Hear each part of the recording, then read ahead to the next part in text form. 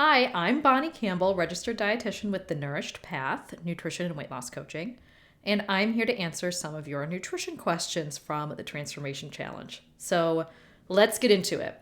So first question that I have here is, how do rest days change how I should eat? I think this is an amazing question because it feels like we should really change how we're eating on workout days versus rest days. Now, there are two different minds that I have about this. What I like to do is, if you are working out fairly consistently, meaning let's say most weeks you work out 3 or 4 days a week, or you work out 4 or 5 days a week, something like that. I would prefer you actually ate the same every day, regardless of if you worked out. And that's for a couple of reasons. One is it's mental. You don't want to think, oh, I worked out, so I deserve to eat food. That just makes it feel like working out is punishment for eating food, or that food is a reward for working out. And I want you to not think that way, because that's not really how the body works. Not only are you burning calories while you're in the workout, but also while you're recovering and resting. So you actually do need energy, even on days when you're not working out. And it's also a lot easier to plan for if you're eating fairly consistently from day to day. So that's what I like to do. I think it's much more predictable. I think it's a lot easier to plan for. Now, if you wanted to eat slightly differently on workout days than non-workout days, I would eat the same every day, but then maybe on workout days you have a pre or post-workout energy meal. So that might be, most days I eat kind of the same, but when I work out, I also have a protein shake and a piece of fruit. That would also work, because now we're not doing this thing where we're like, oh, I worked out, so I should have a burger and fries. That's not what we want to do. Now, the other kind of situation is, let's say you are not very consistent with your workouts. Sometimes you work out 4 or 5 days a week, and sometimes you work out once a week. That's when I think it makes a little bit more sense to have workout days have different nutrition than non-workout days, because they are not consistent. So now you're not having like, I'm working out 4 days a week, and then you kind of have this stable across the week, and it ends up being consistent from week to week, and it works for you. I hope that makes sense. Second question here. Do I need to be taking supplements like protein, creatine, or pre-workout? Now, when you talk about a supplement, I want to kind of define what a supplement is. A supplement should enhance, be a topper, be a cherry on top of the eating, of your baseline eating. So while some supplements can be really helpful, if your baseline nutrition is not pretty solid, it's not going to make a big difference, right? Like if you would put a cherry on top, but there's nothing for it to go on top of, there is no sundae there, then it's just a cherry in a bowl. It's not actually doing anything. It's not kind of enhancing. It's not making much of a difference at all. So that is the first thing. When you're thinking about supplements, we want to think about, okay, this isn't going to fix a big issue. It's there to kind of be a little extra. Now, with that out of the way, these are three very different kinds of supplements. So protein. I'm assuming you mean something like protein shakes or protein powder, not just protein in general. So protein shakes, and I like to think of like, what is protein? What is whey protein specifically? So whey is just what they leave out when they make cheese out of milk. We've got curds and we've got whey. So the whey, it's not like some crazy like lab experiment that somebody did. Whey protein is, like I said, just what they leave out when they make cheese. And it used to be something we would like feed to animals or throw away, which I think is wild because it's such a big industry now. But protein powder can be really useful when you're like, it's just a really good convenience food. So I think of it like, it's a convenient food. It's pretty easy. For a convenience food, it's very nutritious. I don't think there's anything wrong with having protein powder.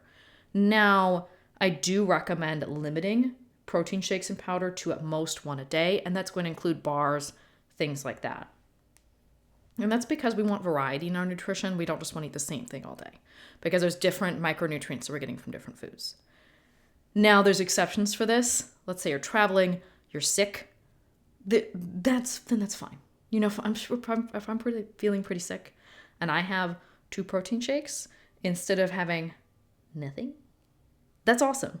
Or I'm having 2 protein shakes instead of having, I don't know, a bunch of candy or like, or instead of having a bunch of chips or whatever. Like, that's definitely better than that. Let's say I'm traveling and it's like, well, I could bring some protein powder with me instead of getting some junk food at the airport. I think that's an A+. That's awesome. So that's kind of where I stand on protein shakes and protein powder. I use it myself. I use whey protein isolate. I use isolate because they've isolated the protein and taken most of the lactose and other things out of it. And it's just kind of the protein. It's also very easily digestible. So speaking of when you're sick, whey protein is fairly easy for your body to process. It doesn't need to do a lot of work compared to other foods. So it can be a really good way to get yourself some nutrition when you're not feeling awesome. And the other questions you asked were about creatine, which is a whole other topic. I do have a whole podcast on creatine and I will link that. So you can check that out if you want more details on it. But basically what creatine is going to do is creatine something that you can take about 5 grams a day, and it will help you recover from your workouts quicker. So if you're not working out consistently, creatine's not going to do anything. It's going to help you recover quicker. It's going to help you do another set, another rep, lift one more, maybe lift, if you normally lift 15 pounds, and maybe it can help you with the 17 and a halves. Or, it can help you just lift a little bit more and recover a little bit faster. So maybe you might not be as sore as you were before. You can recover a little bit better. That's what creatine is going to make, like a couple % difference, just a little difference. But that can be awesome because it's not that expensive. It's pretty easy to take. And then pre-workout, for the most part, the biggest thing you're getting from it is caffeine. So I personally cannot stand coffee first thing in the morning and then go work out. It's too acidic. So for me, pre-workout makes sense. But but I'm really just taking it for the caffeine.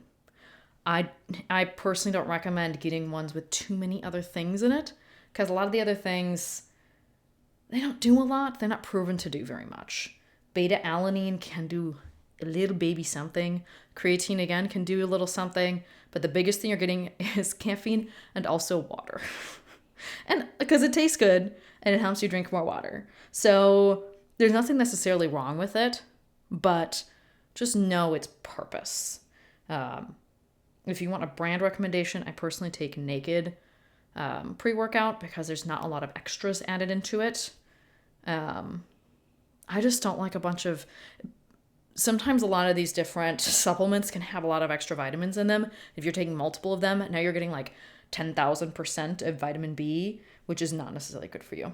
All right. Next question. How does alcohol, eating out, and weekends affect fat loss?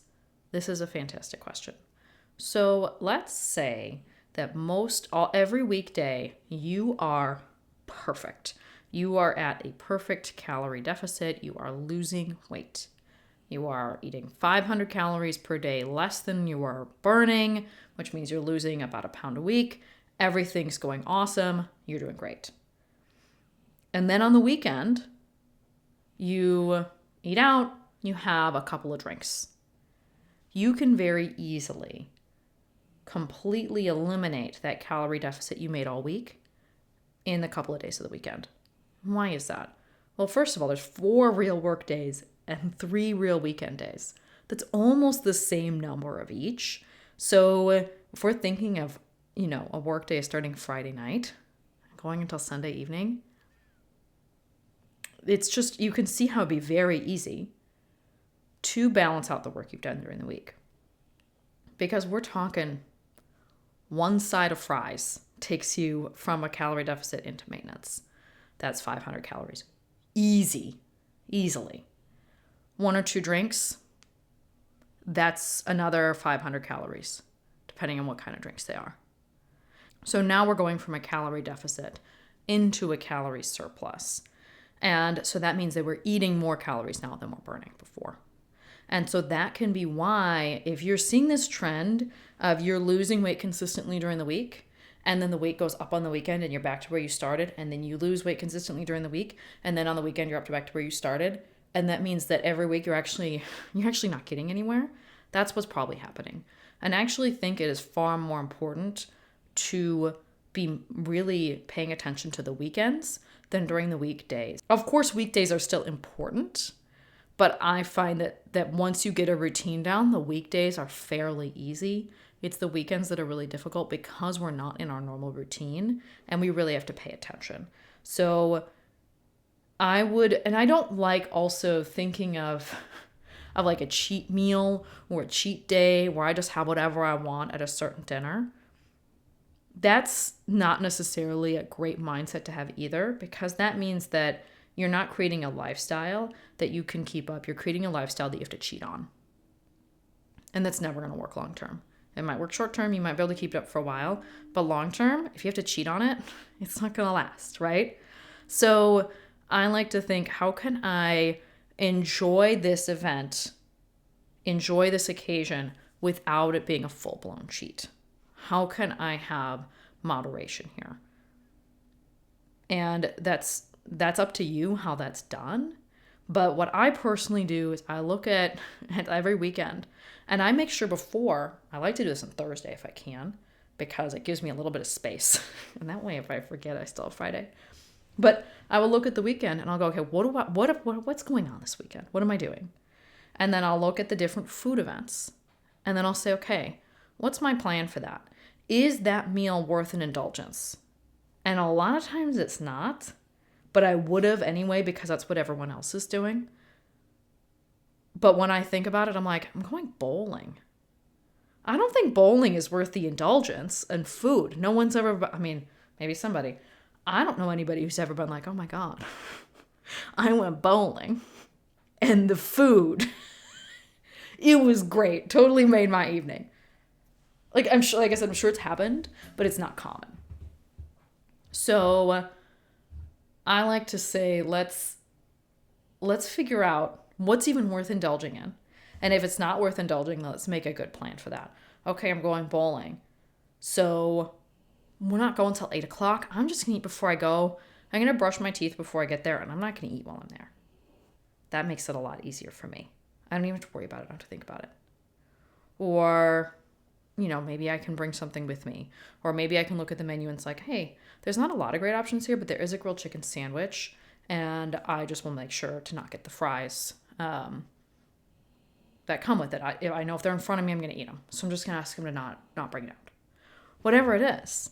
And then if you're like, okay, this other event, this is worth it. I'm going to, really nice dinner and I want to enjoy it. I know I love the food at this restaurant. Great, go. But that doesn't mean you necessarily need to eat the rolls that they bring. You don't need to have a fried appetizer plus an entree plus a dessert plus drinks. So you can say, okay, at that meal, what's going to be worth it and what isn't going to be. And I would still make a plan. I still like to plan before I get there, because when I get there and I smell the food and I'm just not in my right headspace to make a good mindful decision, I like to decide what I'm going to eat, or at least a couple of options. Like, okay, I'm not sure what I'm going to feel like, but this or this will be a good choice. And now it's a lot easier. I can get there, enjoy the restaurant, enjoy the atmosphere, enjoy the company, and be like, I'm not looking at the whole menu. I'm just looking at these two options and deciding what I'm going to get. So that's one way that you can have a more mindful weekend, so that it's not making all the progress that you've earned all week go away. I hope that this was helpful. I will be back soon to answer a few more questions, but feel free to leave any more in the comments below. And if you want to learn more from me, you can find my podcast, which I will also link, as well as my website, thenourishedpath.com. So hope to see you there.